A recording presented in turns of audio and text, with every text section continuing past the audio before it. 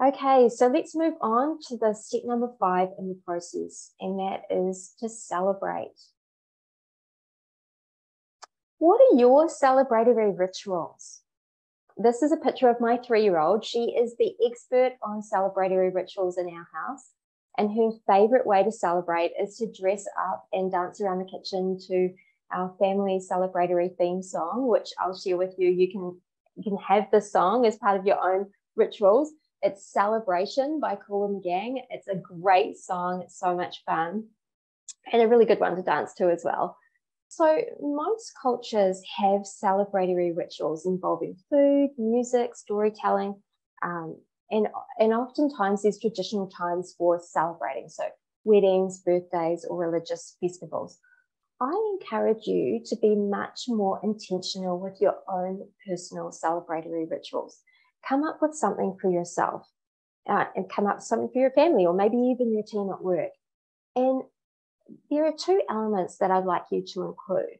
One is a retelling of your journey towards success. So that storytelling aspect is really important. And I'll get to why that is in a moment.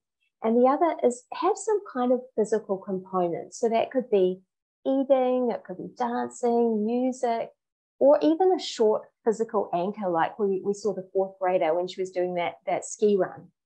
And she got to the bottom and it was hand in the air screaming, like some kind of physical experience associated with your celebratory ritual is really helpful, because that sort of helps lock things into the neural circuitry in the brain.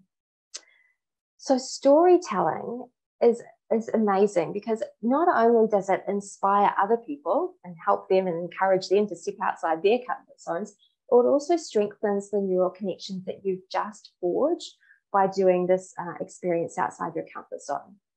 Interestingly, American psychologist Martin Seligman teaches that when we recount a positive experience, we get the same hormonal and chemical cascade as when we actually do the experience, or very similar, sorry, not exactly the same, very similar positive chemical cascade when we retell the story is when we have the positive experience.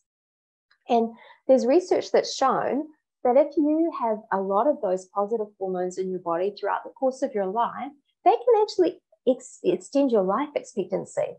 So when you retell the story, you're basically getting more bang to your buck. You're getting twice the hit than you would if you just had the experience and don't retell the story.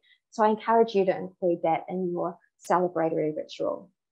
Most people actually miss this step in the confidence building formula, and I think it's a low-hanging fruit. I mean, it makes life more pleasurable, and it reinforces that neural circuitry in the brain. You know, in Rich Litvin's quote at the beginning, he said, confidence is a result of stepping outside your comfort zone and having a positive experience.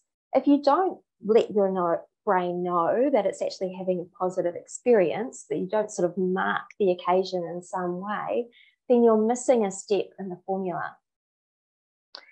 Another thing that I've seen work for other people is keeping a success journal. So, recording your successful experiences. And that way, when you're having a moment where things in life are not going so well, you can look at that success journal and it can give you a bit of a boost.